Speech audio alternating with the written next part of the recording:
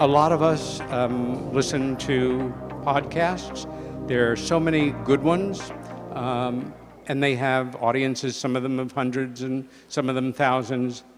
This show has a listenership of 3 million people. Join it.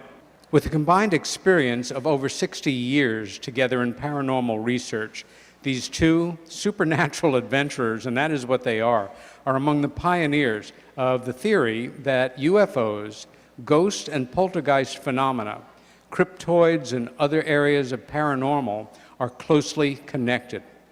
They are joint authors of Behind the Paranormal, Everything You Know Is Wrong, and Behind the Paranormal 2, Bigfoot, Mothman, and Monsters You Never Heard of. Paul is the author or co-author of another 10 books and one on paranormal and historical subjects. Paul Eno was one of the first paranormal investigators of the early 70s, something that began while he was studying for the priesthood.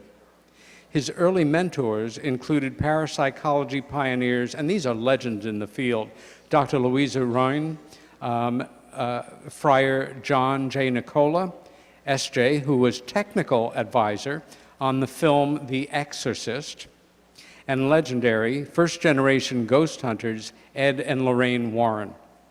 Paul graduated from 2 seminaries, but was expelled from a third due to his involvement in paranormal studies. Shame on you. He holds a PhD in philosophy, is an award-winning New England newspaper and magazine journalist, which includes 6 years as a news editor of the Providence Journal. Ben Eno, a 2014 graduate of Boston's distinguished Emerson College, is Paul's 26-year-old son, co-host and partner in the paranormal. He joined his dad's adventures at the age of 13, holds a bachelor's degree in sound design and audio post-production, and works in film and interior design. Paul has appeared on the History Channel, Discovery, and Travel channels, and he and Ben have lectured all over America and in Europe, including one of my favorite corners of Europe, Suffolk, England. This brings us to the subject of their talk, which is aliens and exorcism. Why do UFOs turn up in possession cases? I have to say, in my position as a speaker, as a friend of theirs, as the MC of this event, in putting together these introductions, our extraordinary speakers, this made me do a double take. While doing research for an upcoming book, Paul came upon a series of notes he hadn't looked at in more than 40 years, and in fact had completely forgotten about. They had something to do with memories he had worked very hard to bury, which was assisting a Catholic priest at exorcisms in a state hospital in New York in the mid-1970s. In doing so, Paul was astonished to read that 5 of the 7 exorcism subjects that they work with had reported UFO and other experiences, including classic nighttime visitations, as would take place in many UFO abduction cases.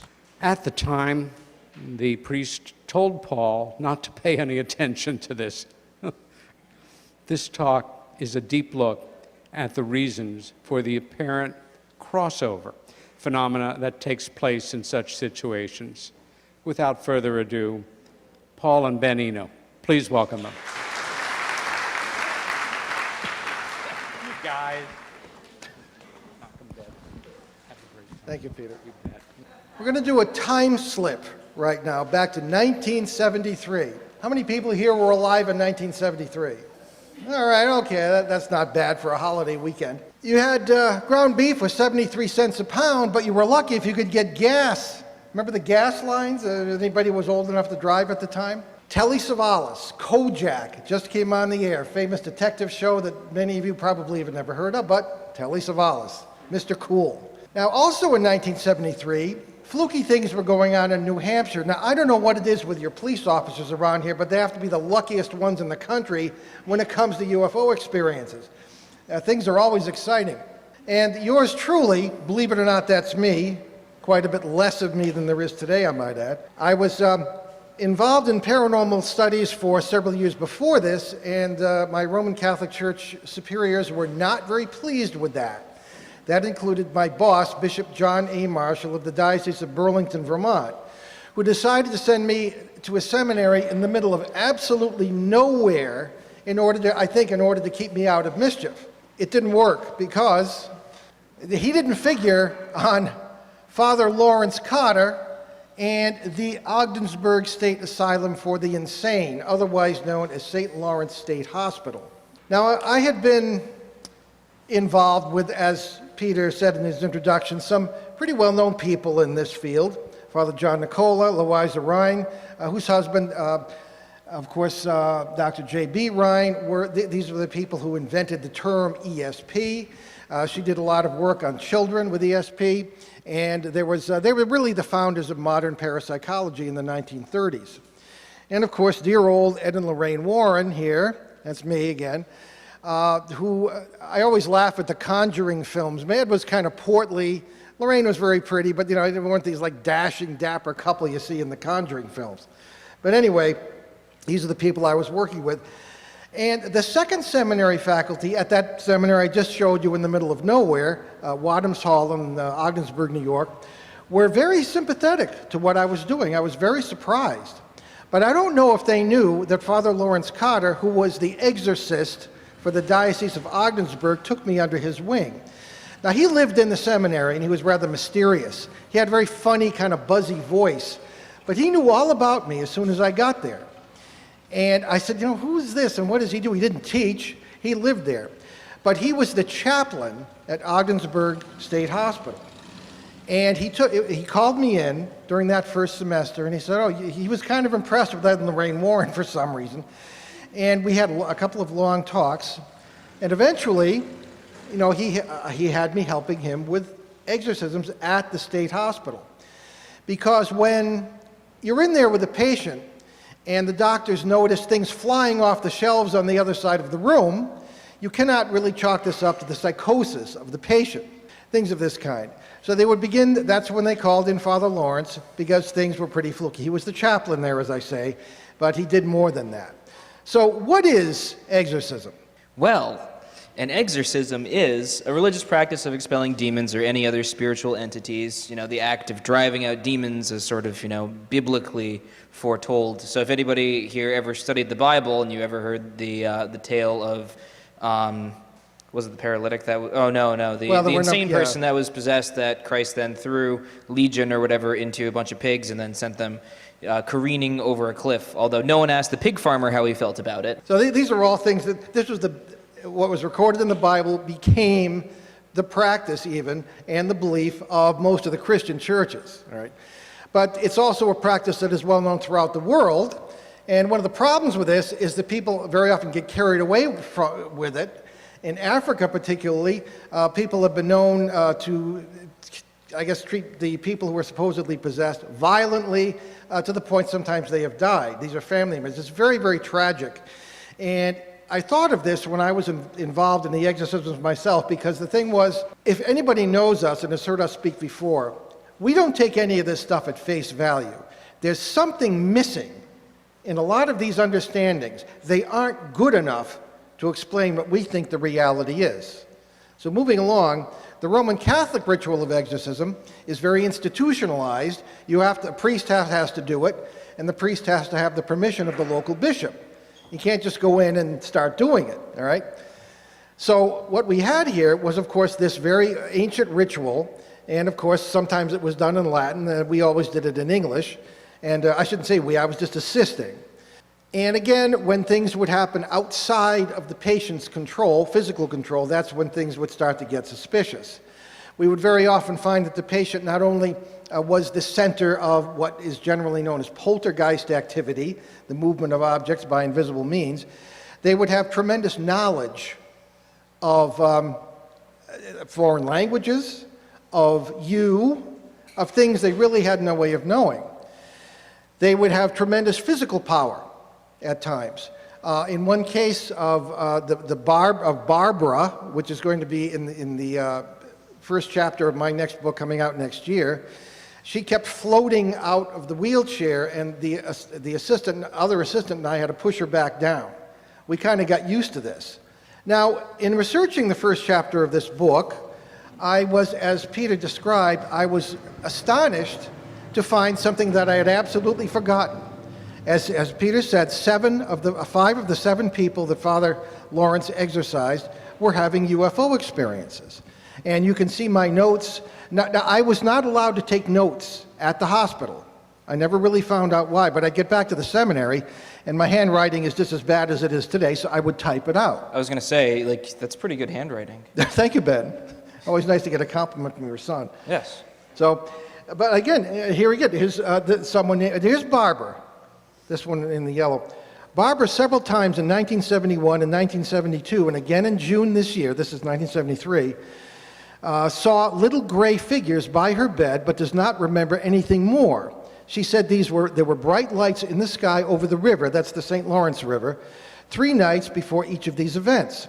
Father Carter, said that he sometimes hears this, and sometimes people report different kinds of animals or creatures.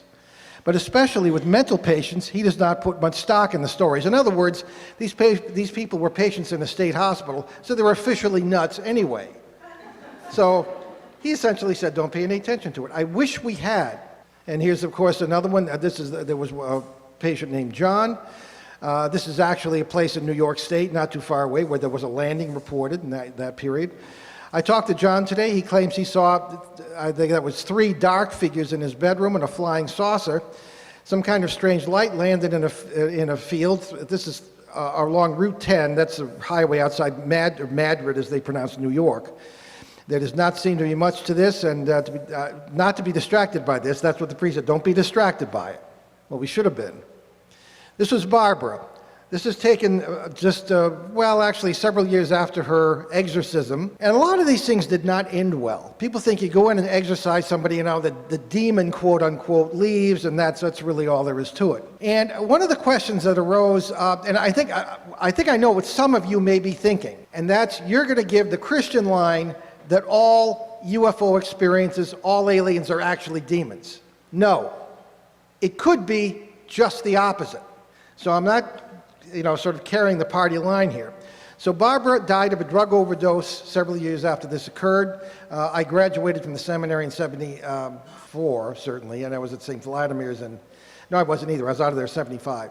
I'm lucky I graduated, but I did.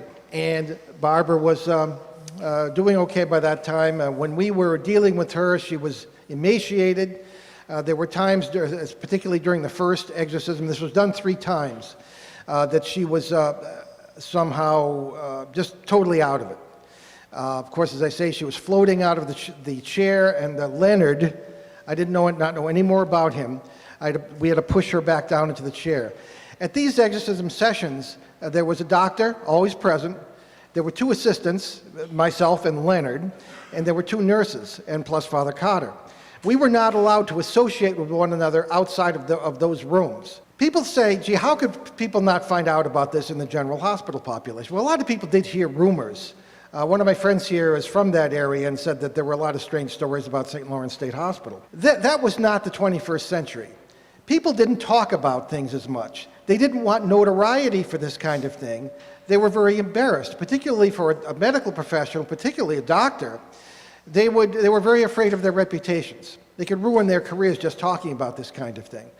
But everybody, I think, in a way, kind of knew what was going on because it just got too weird. So Barbara was not, and most of these people I found out later on, Father Carter had to go back and exorcise them again. And I think the reason for that was that I don't think it was what it appeared to be. I don't think we were doing the right thing. The theological understanding of demons was, I think, all wrong. And I think all we were doing was feeding it, like feeding a shark. Because what we believe, and Shane Searway is going to talk more about this tomorrow, was that these were not servants of Satan. These were life forms, parasitic life forms, that I have, in ensuing years, had physical contacts with and struggles with, and they were simply feeding right off the ritual of exorcism. Because what was it? In the exorcism prayer, there is the first part is a demand that the demon give its name.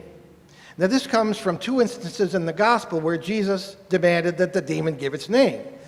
And so it got carried over into the ritual practice of the early church and then into the Catholic Church. And I said to Father Cotter, what makes you think this is its real name? And there's an old belief throughout humanity that if you have someone's name, you have control over them. You have a certain power over them. Why do you shake someone's hand as soon as you hear their name? Because that's a sign. The whole idea of waving and shaking the hand came from the practice, presumably, of showing someone you did not carry a weapon in your hand and that you were not a threat to them. So the whole thing, giving your name, shaking hands, showing an empty hand, it's a sign of no danger. I'm not going to hurt you. So when we had these name givings, how do you believe them? And he said, well, they're bound by the authority of Christ, of the church through the Christ and the ritual, not to lie. So I know that really wasn't good enough for me. So I was 21 years old. Who's going to listen to me? So that was what he said. But during her exorcism, there was a moment when he demanded the name. It didn't give the name right away, but then it went into one of the exorcisms. There were 3 exorcism prayers, very belligerent, expressing authority. I felt this thing getting stronger. I don't know why nobody else felt it.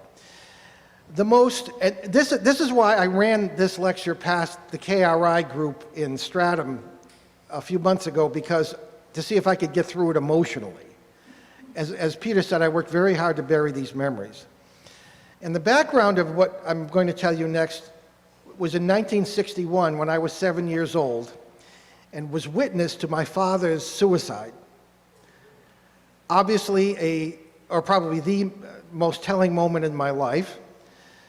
So I'm standing many years later, 1973, in this room with this priest who's doing an exorcism, and it gave its name, and this voice that was not this girl's, it was a low, vile voice. It said, Chal.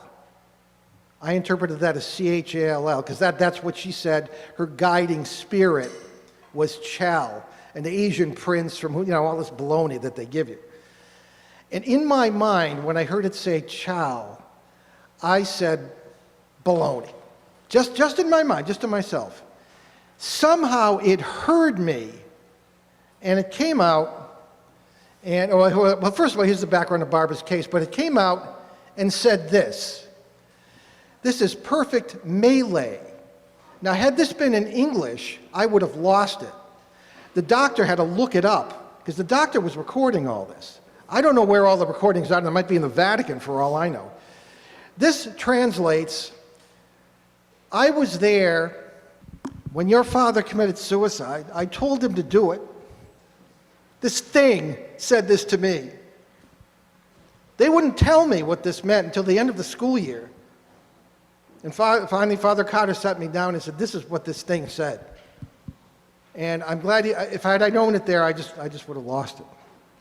So if anybody asked me what was the most profound moment in almost 50 years of paranormal research, that was it. Hitting home, it knows just where to hit you. And it fed off that even afterwards, because even if I didn't know what it meant, it was incredible. So Barbara's case started out as many cases do, drug addiction, and we often would find that mental illness and addiction was intertwined with paranormal events. External phenomena, as we said, was common. Floating objects. During her case, as we were leading up to the exorcism prayers, there was pounding outside the window on the second floor. There were people, she had to be isolated in a private room because the other patients were disturbed by the fact that something was tearing her covers off her bed and stomping around the room. Ouija boards, bad stuff. Chal, an Asian prince who came through the Ouija board. This is classic. Alien encounters and possible abductions, and that's where we get into our connection here. Now again, I don't think this is because aliens are actually demons. It may be the opposite. Because for example, in my own experience, all I can do is rely on my own experience. Maybe I'm wrong, but I think this is what is really happening. 1974 in Bridgeport, Connecticut, with Ed and Lorraine Warren, I was working in a house with them on probably the best witness poltergeist case probably in history. William J. Hall, who unfortunately isn't here, he wrote an excellent book called The World's Most Haunted House. And he interviewed not only the surviving witnesses, including me, but many of the police officers who had been there. For example, and I've mentioned this in previous lectures, I apologize if you've heard it before.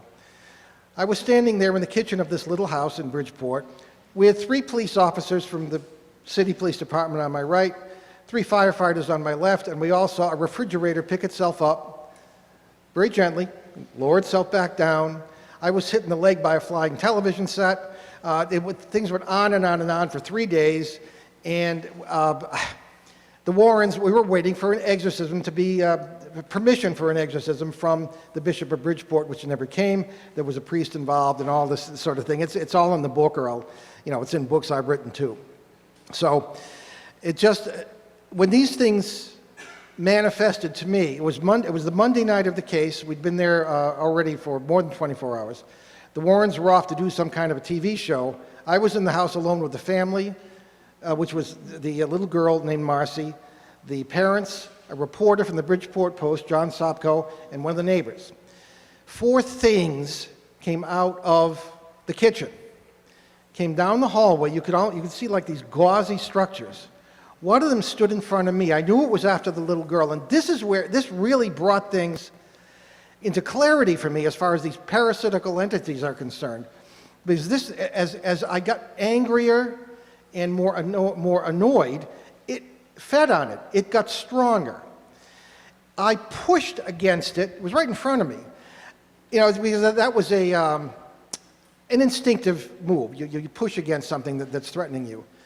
It pushed back. This is supposed to be a spirit, right? Doesn't have bones, doesn't have flesh. This thing did, except you could barely see it. It totally blew away any remaining old ideas I had. It got around me and threw Marcy across the room. But here's the connection. This thing was utterly alien. I can't think of a better word for it. I think we have to remember our ancient Greek, where the word alien came from. So in Greek society, they believed that there were, you had foreigners who were basically other Greeks. So if you were from Athens, you considered, Spartans like foreigners and barbarians.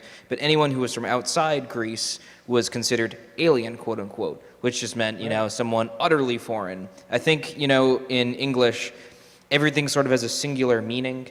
Like how, in other languages, there's multiple words for love when we just have one here. Like, you express the word love for, like, I love this building, but you use that same word to express love for another human being, which is dumb. English is a stupid language. Tell us what you really think, Ben. So keep in mind that we like to use singular words to describe many things, which we have a word for that, which is synonym. So we have a word that is alien that we think, instantly, all right, little green men, big heads, round eyes, small mouths, when really we should be thinking something utterly outside of our understanding. Now, Ben, you have encountered with me in later years, since you joined our adventurous little band of 2 here, these parasites as well. Oh, yeah, unfortunately. Do you feel the same way, that these are alien creatures? Oh, yeah. And so we put labels on things according to what we understand, which isn't much. It's all about perspective. If you walk into a field and see a glowing figure with a saucer above it, aha, an extraterrestrial. Or you see that same glowing figure inside of a house, you say, aha, a ghost. It's all perspective. Yeah. So these were alien beings, and I think perhaps we need to broaden our definition of alien to go beyond something from another planet. And of course, then we got into the idea of multiple worlds, and that really gave some depth to it. But these are the kinds of things that caused a lot of the problems in the exorcisms we dealt with. And again, these things, and then she was just floating. We got used to it. Finally, in the final exorcism prayer, we tied her. The nurses tied Barbara to the wheelchair with soft like things that wouldn't hurt her, and I was afraid the whole thing would flood, but it didn't, so that was good. Of course, here's the shot of the old hospital. It is still, most of the buildings are still there. It is still a psychiatric center. But by the place closed in 1983, and by that time anyway, inpatients at these hospitals were very unusual. Not very unusual, but there were far fewer than there were today because the states couldn't afford it. So they filled people's pockets full of antipsychotic drugs, and off they went, and they became homeless. So, very bad situation. And of course, the poltergeist case in November of '74, which we just described. That's Marcy, the little girl. And of course, the Warrens coming out of the house, and Father Bill Charbonneau, all of whom have passed away except Lorraine Warren, who's in her 90s. It was funny, the crowds outside that house were estimated anywhere from 2,000 to 10,000. And the people expected, so the news media were, but they expected Father Bill Charbonneau or myself to come flying out the window like the priest did in The Exorcist. I mean, The Exorcist. So fortunately, that didn't happen. It's not how it works. And again, here is the sort of description of these things. And this is what they looked like. This is what they felt like to me, almost bird-like. Now, I'm not an anatomist or a biologist, but that's what it felt like. And here's where Marcy and I were standing. The 10-year-old kid, she loved to play Monopoly for some reason. And we started to say a prayer, and these things didn't have any effect. I think that in the exorcisms that I witnessed, these things would play along so that you would continue. I don't think their theology is anything like ours. These creatures, there are about 9 different species of them. They have a culture. They seem to have leadership. And it's really quite disconcerting when you deal with these things, which we believe are multiversal creatures. They reach into different parallel worlds, which is good physics today. And we've seen them operating in Vermont. We had one feeding off a murder that was taking place in one world. And there was only one. And when he couldn't get enough to eat, he'd go into we call this the haunted policeman of Vermont. He would go into the downstairs apartment where the police officer lived and wait for them to fight, he and his fiancée. And he said, whenever we would fight, we would see the thing. And Ben got a photograph of it. It's a once-in-a-lifetime picture, and I'm very proud of it. Well, this was one of your first cases. I was afraid to show it to you. And then he says, oh, it looks like one of the Black Riders from Lord of the Rings. That's cool, Dad. 13-year-old Ben thought it was pretty cool. Yeah. All right. And of course, somehow I managed to graduate from Wadham's Hall. This is a hooting ceremony. It's my poor, long-suffering mother. And of course, we look back through history, and everything that I was seeing at St. Lawrence State Hospital and in these cases in Bridgeport was nothing new to the human experience. These are 30,000-year-old cave paintings from Australia. You can see alien-like figures. You can see there are some that look almost like Bigfoot, this kind of thing. Throughout history, too, you've got the biblical themes with strange things in the sky. Maybe it's something else, but it doesn't look like it to me. Winged creatures, various gods. And this, History Channel, aliens, our assumptions.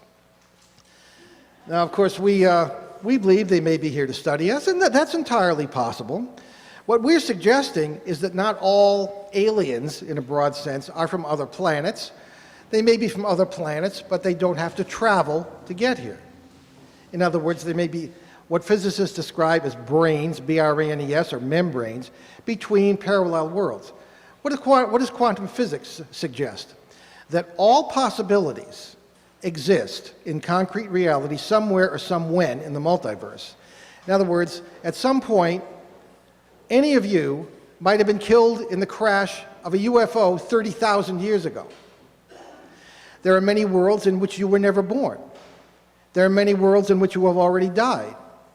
And if it's a close parallel world with a very similar set of the laws of physics, which is each one may have different laws of physics, they say, then your people may see you skipping down the street 2 weeks after your funeral. Aha, a ghost. It's not a ghost, it's you. And we think this is the beginning to understanding a lot of the paranormal phenomena. Aliens, there's another assumption, aliens are not connected with demons, ghosts, or any other area of the paranormal. Apparently not. And the religious proscription, all aliens and the whole paranormal for that matter is demonic. It's a very easy answer to a very difficult problem. I have some very religious relatives who swear by this.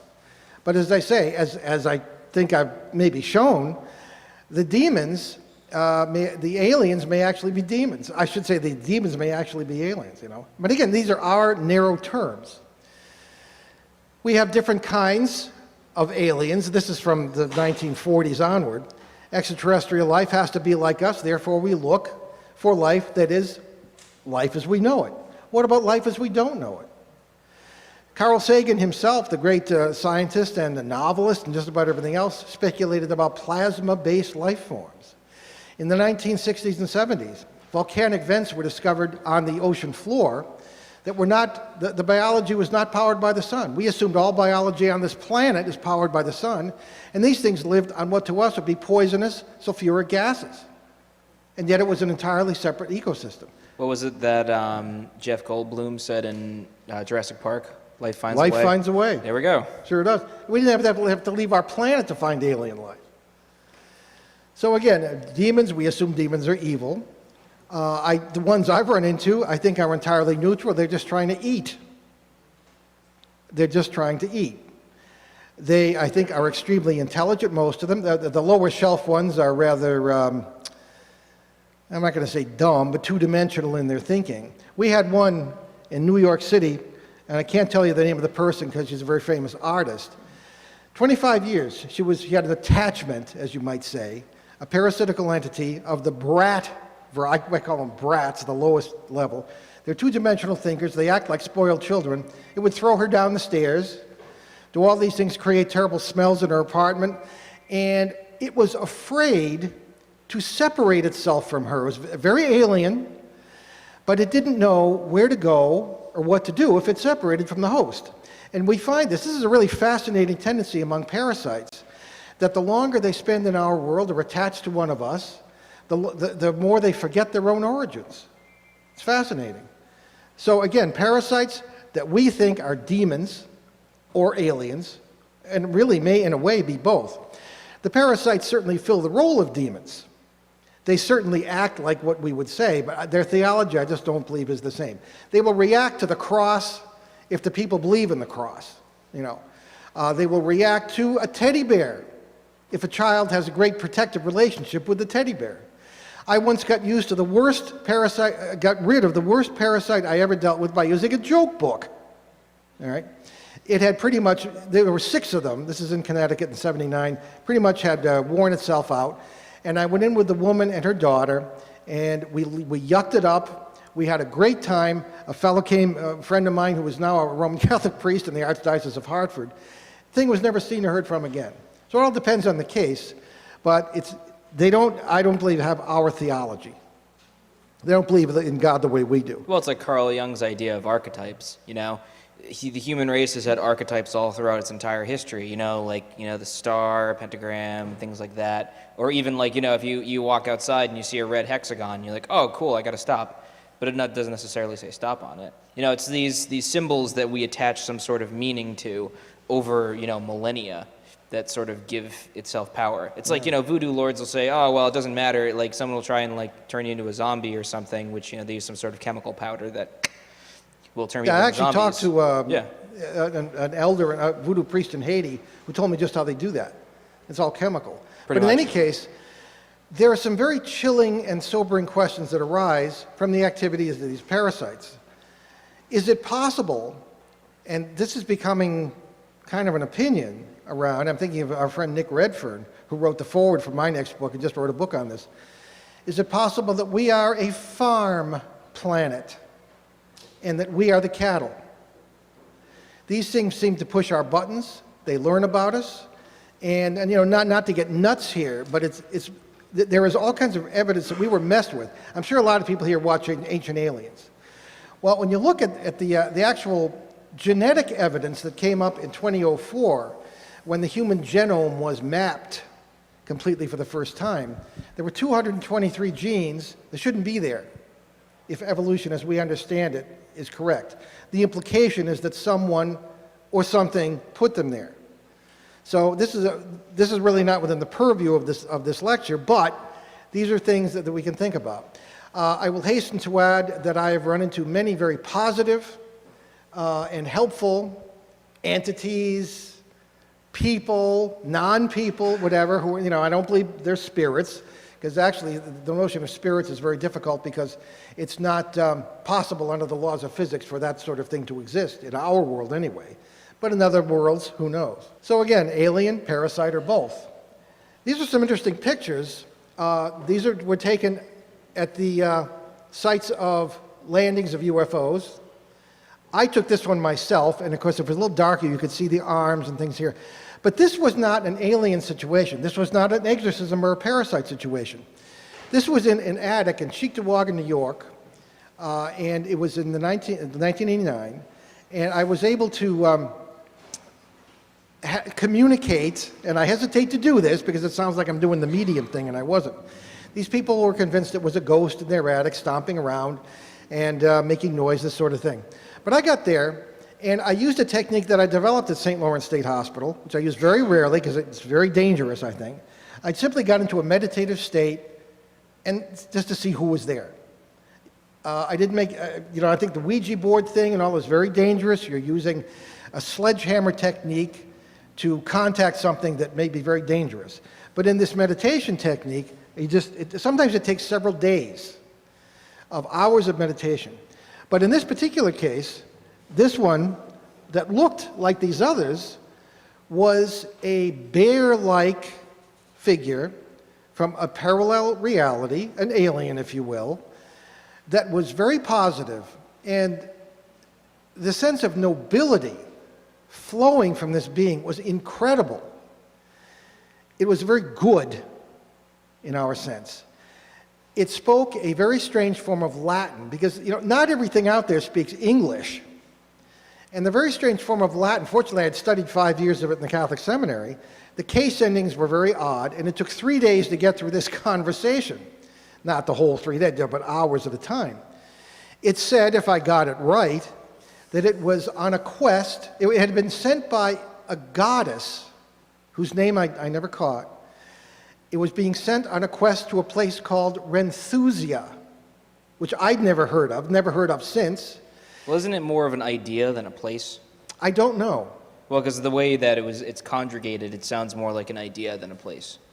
Or like a state of being. I got the or impression something. it was a place. Okay, fair Although you enough. could be right, I don't know. But again, there are uncertainties here. And as I say, if I got through the goofy Latin, that's what it said. After the conversation was over, and there were many things I didn't understand, it disappeared, was never seen again. But again, the thing that really struck me was not so much the conversation as the feeling of goodness from this creature. And I don't think it was an angel or anything. It was a warrior. There was some indication that there would be some sort of struggle at the end. And this goddess was very positive. I don't know what the goddess was or who. But these are things that really started to throw me for a loop. And this was not anything I'd ever heard in any paranormal literature before. But it looked kind of like these.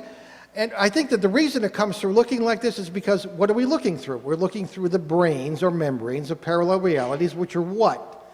Electromagnetic energy charged with plasma, probably. At least that's what it looks like. Or it's just hanging around in light spectrum we can't quite see. That too, yeah. So again, and some are more in our world than others, and so maybe that's it. This one I took in 1998 in a real genuine parasite case in Rhode Island, and it was lining people up to be a hot lunch. It was after the woman in the house. There were two of them, two parasites, and then when we taught the woman to think positive, cut off the food supply by what do we call it? The Peter Pan theory, right? Yeah. Think happy thoughts. Exactly. It works. Love. Simple as that. Who would have thought? Yeah, exactly. And then it went after the little girl in the house, they knew what to do by that time. This is the activity. And of course, there's the abduction problem. And this is Bud Hopkins. This is, you know who, and you were, what, it was 03. There's no beard and there's hair. I don't think anybody knows. No, nobody would know. Total anonymity. And Ben's older brother, and of course myself and Bud Hopkins. And for those of you who don't know who Bud Hopkins was, he was the leading abduction researcher of his day, very, very pioneering fellow. Peter Robbins was a dear friend of his, and Peter just tells some wonderful stories about him. I don't know if Peter's here, but it's just, I'm always moved by this. And now, one of the things that Bud and I did on this case, this is in West Virginia, we found some time to sit down, and he showed me his album of wounds to people's bodies who were abducted. and the gouges and the various things. And I said, Bud, this is very similar to a lot of things I see in poltergeist cases. And I said, wow, what could this mean? I mean, is there a connection? And unfortunately, he was diagnosed with cancer shortly thereafter and we were unable to do any work together as we had planned. But I'd be very curious to see what the crossover points might have been between abductions and poltergeists. And here are some examples. Poltergeist cases, and many thanks to Kathy Martin for lending us these photographs. And of course, where do you draw the line? And Kathy and I and Ben and Denise Stoner and a few other people often talk about these crossover phenomena. Do our labels really mean anything? Where does the poltergeist end? Where does the parasite end? Where does the alien begin? What exactly is going on during abduction phenomena? Are we just pinning labels on it that we understand? So we're really just at square one. And again, as Ben said, context and perception. So again, as he said, if you see this thing in your house, aha, a ghost. And if you see it outside, then, aha, an alien, right? So the multiple worlds interpretation of quantum mechanics, which is the official name of the whole idea of the multiverse, implies that every life form exists somewhere or somewhen. We often will joke, sometimes on our Halloween show, that the great pumpkin must actually exist, or something like it, somewhere or somewhen, or Charles Schulz, the cartoonist, would never have been able to think of it. Our imaginations, our memories, may very well come from parallel lives we are living. Why is it that Mozart was able to sit down at the age of 4 and write brilliant piano concerti? He even performed before kings and the popes and people at the behest of his father. But how can a 4-year-old do that? Maybe he was in touch where he already is. There is no past, no future, and Einstein proved that in 1952, where he already is a brilliant composer. He's in touch with a parallel life where that's going on. We often will say, from our point of view, a past life, reincarnation. But that really doesn't hold water because of Einstein's theory of relativity. There is no past, there is no future, it's all a function of our consciousness. It's all happening simultaneously. Exactly. All things that could possibly happen are happening simultaneously. To us, we could be wrong, but that explains ghosts, ESP, psychic phenomena, aliens, how UFOs come and go, regardless of where they're coming from or what they are. So again, it's the first day of school, we believe. And these are all people who thought about this before we did. And of course, probably the greatest of these thinkers, Jacques Vallée, who is still with us, from France, and he began to say that, gee, maybe Bigfoot and some of these other creatures are coming and going from parallel worlds. Maybe UFOs are doing the same thing. Brad Steiger convinced John Keel that Bigfoot was connected with UFOs because of parallel worlds. Now, John Keel is not with us. Brad Steiger just passed recently, or translated, as we say, because death really has no meaning. And I must say I'm very honored to be included in his last book, which came out just really on the cusp of his death, and talking about this very thing. A very simplistic idea of the multiverse, but when he's just playing the bubble thing, Ben. Play the bubble thing. People like that. Yes. So picture you go to the bathroom, you wash your hands, hopefully with soap and water. So, if you observe the bubbles in the sink, you'll notice that some bubbles grow, some bubbles pop, some bubbles, go in and get absorbed by other bubbles, and, some bubbles just get, pass through other bubbles as well. So essentially, this is what we're dealing with. We're all existing in all of these bubbles. They're constantly interacting with each other. On a micro scale, right? You put down your keys, come into your house, you turn around, keys are gone. You're just like, oh, well, it's just one of those things. Well, you just passed through a world where somewhere, somewhen, those keys don't exist. You'll find them later in a different part of the house that you hadn't even been in yet. Or you'll put down your hat's gone. Put down your bag's gone. You're driving down the street one day and there's a building there that wasn't there yesterday. Or it's painted a different color and they're like, oh, what do you mean? It's always been red. That kind of thing. People have actually written into our show with reports like that. Exactly. So, this is just all stuff that's happening all the time, but we kind of dismiss as, oh, it's just one of those things. So this gets back to, how did this parasite know about my father? Well, they seem to be multiversal creatures who come from worlds where the laws of physics are such that they can see into other worlds.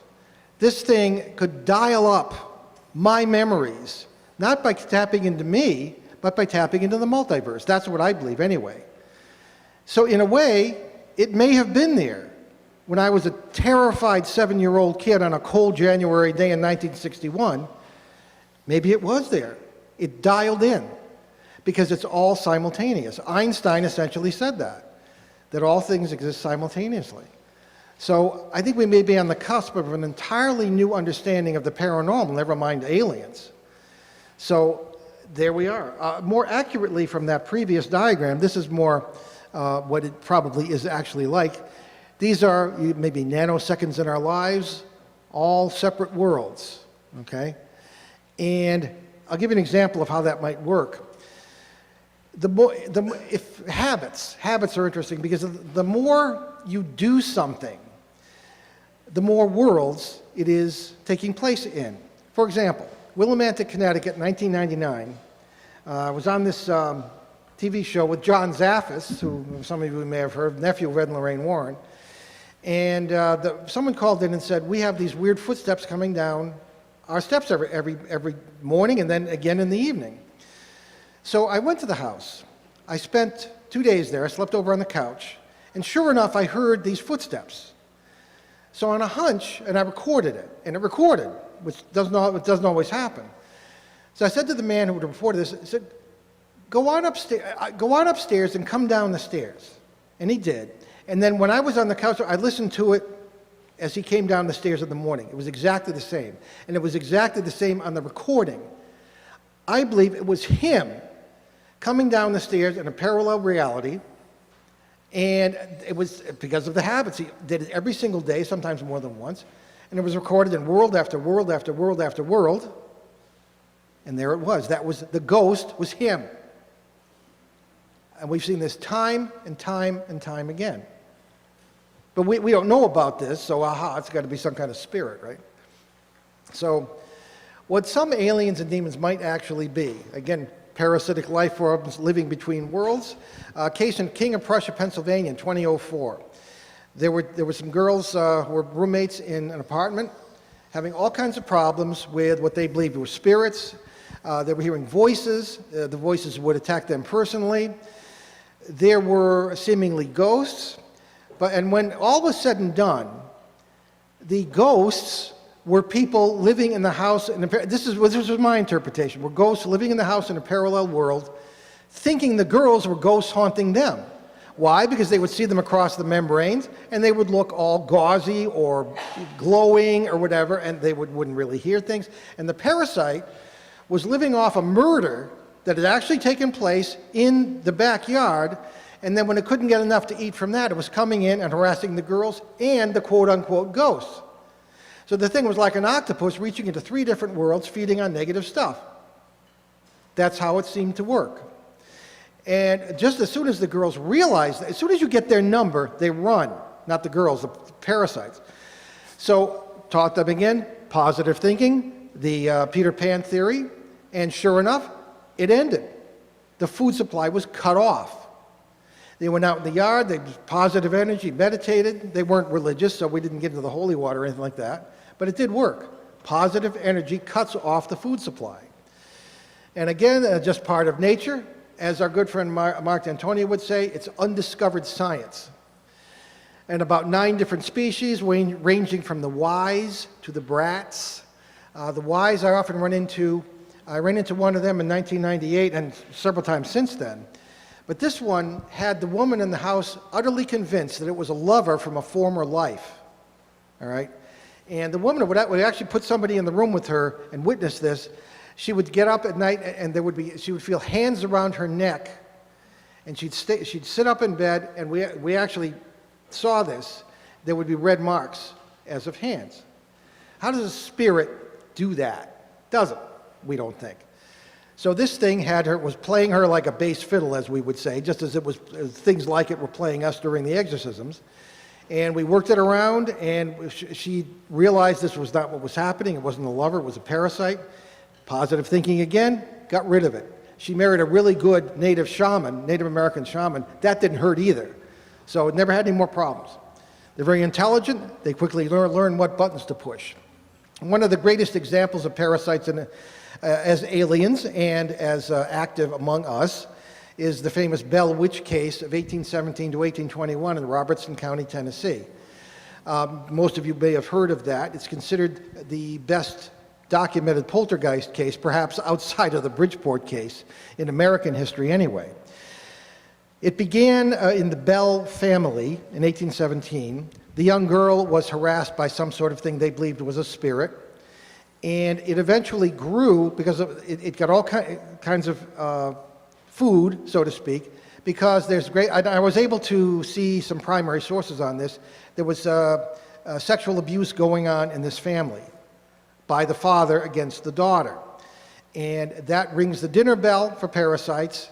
That was getting worse. And finally, the thing eventually turned against the father, and it's considered popularly as the only time a spirit actually killed anybody. Now, that's not what happened. He was very sick at the end anyway. But as it got more recognition, it got stronger, and it was able to wander geographically beyond the house. There were actually 4 of them. It would get to the point where people would hear about this, come to the house to see these antics.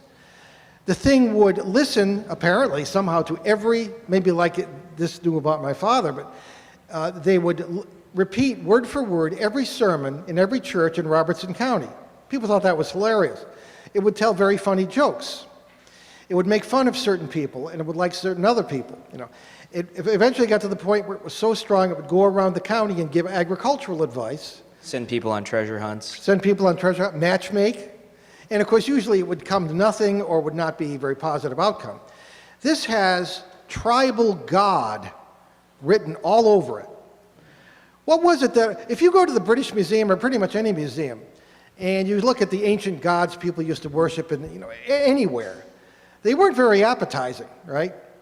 Later on, you had more or less decent folks like Isis and Osiris, or some of these others later on. But why would people worship such loveless gods as ones that demanded human sacrifice?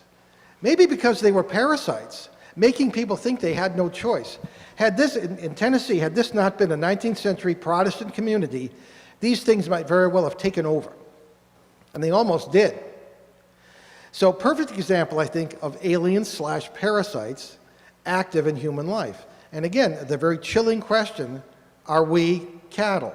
So again, what is demonic possession? What were we trying to exorcise? Where do you take what we've just said into this intimately ferocious personal relationship? Well, we believe that, and I believe what I was seeing at the time, was not the thing coming over and taking over a person's complete personality and mind. I've always found that the person has to tacitly agree for this to occur. Do you remember from the story Dracula? Count Dracula's down there in the castle, and he says to Jonathan Harker in the story, enter of your own free will. In other words, I can't force you to come in, but if you do, you're done for, you're mine. That's an old tradition in human belief. And what is folklore? What is myth? They're the vessels of the memory of the human race. So the idea that you have to voluntarily do this, or let it in, is very interesting. The little girl Marcy, and many other people in poltergeist cases that are terrifying everyone else, sometimes are very happy for the attention they're getting. They like being the center of attention. They develop a bond sometimes with the parasite. This is what happens in what we call possession cases, I believe. The woman in the house who thought the parasite was her lover from a former life was beginning to develop such a bond. Had we not gone in and stopped it, it might have ended up in a possession case. But again, it's more a cooperation than a possession, at least that's what I saw, with the thing feeding on the thing that was supposed to be the remedy. Also an obsession. Obsession as well, yeah. That's one of the steps. And the whole poltergeist thing, parapsychologists will tell you, well, it's the person, almost like a thought form, is a person going through great trauma will project this energy and it starts to throw furniture around. I don't believe that at all. I think it's all these parasites. So again, employing the principle that all possibilities actually exist in concrete reality somewhere, possession is a multiversal intersect point where the two versions of ourselves temporarily become one. What does that mean? This idea of parallel lives is totally indiscriminate. There are many versions of you. There are many versions of all of us. And when you get down to it, there is a complete unity. Forget the island theory. And we talked about this many times, but the island theory is the idea. Can I explain it? So essentially that we are all self-contained beings, like hanging out in our own sort of worlds, and nothing we do affects anybody else. And you can blame Rene Descartes for that, because he's the worst thing to happen to philosophy in the last 500 years. Ben's favorite philosopher. Well, he's terrible, to be completely frank. He came up with the idea of dualism, right? So like his whole thing was, humans are machines that happen to have, spirits or whatever driving them, right? So like that whole idea stemmed a lot of modern beliefs like nihilism and such like that, because it sort of paved the way for materialism. Essentially that, there's a spirit world and a material world, that's it. That's all you get. And they're both completely separate and they don't interact whatsoever, which is, not true whatsoever, because it's all connected, right? So if that was true, then how come, quote unquote spirits do material things, right? So like one of my favorite things that I think is kind of funny, garden variety, like, ghost hunters will throw down like flour or something on the floor and they're like, oh, look, there's footprints. A spirit must be here. The logic of that just makes no sense, because how could a spirit have footprints, right? So anyway, getting back to the point. So the point being that, if we do share this existence with everybody and everything, of course we would merge at some points in time, right? It's like finishing each other's sentences, because somewhere, somewhen, you are that same person saying that sentence. So the point really being that in a possession case, the parasite finds where it is you in a parallel reality and makes a conjunction. With your permission, of course. With your permission. That's essentially what we think it is. And the time cop just arrived, so I think we better kind of hurry it along. So in Barbara's possession case, she wasn't taken over by a servant of Satan. She bonded with Chal, a parasite alien in every sense, save for one thing. It was an aspect of her own multiversal self. It was an independent being, but it was her too. So these are things to think about. And we don't have, here's a good one. We don't have time to really get into flap areas now.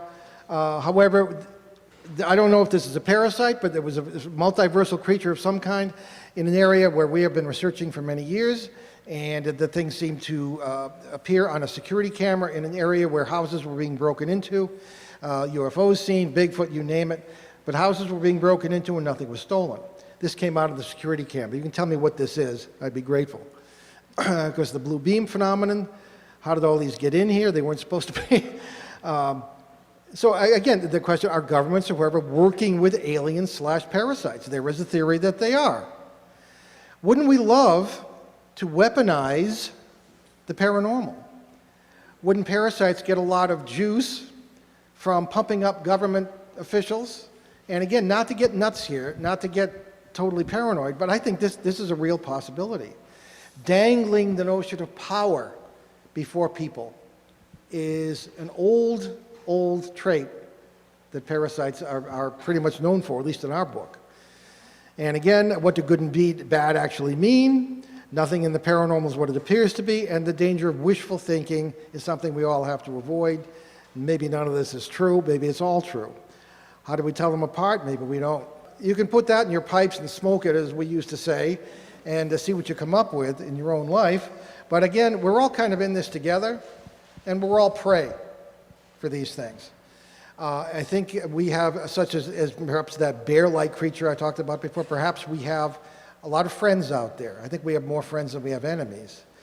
And they themselves might be enemies of the parasites. The wars of the gods, from all the old stories, and from the Indian Mahabharata all the way through the legends, even the Bible, the wars between Satan and God, and the Lucifer. Epic of Gilgamesh, stuff like that. Epic of Gilgamesh.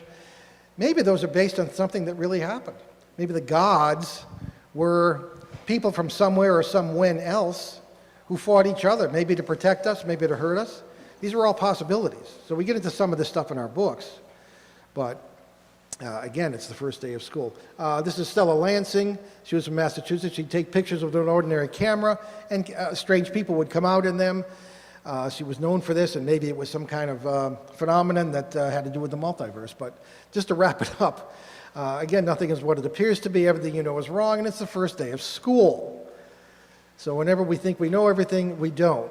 And a little bit of shameless self-promotion. Some of our books have absolutely no interest in anyone here, probably, but We have the others, and of course, we're almost out of these, and we will take orders if we get down to the last one. This seems to be really popular with this conference. And next year's book, we don't know what the cover is going to look like yet. It's up to the I publisher. hope it's that big question mark. Well, yeah, that would really sell. And that's our radio show. You can listen to it any time. It's Providence, Boston, so you might not pick it up here, but you can always get it on the website. And there are over 800 hours archived on our website, all free, including our 4.5 years on CBS Radio. So I'm hoarse, I'm tired, and I'm freaked because of what I just said. So thank you all very much.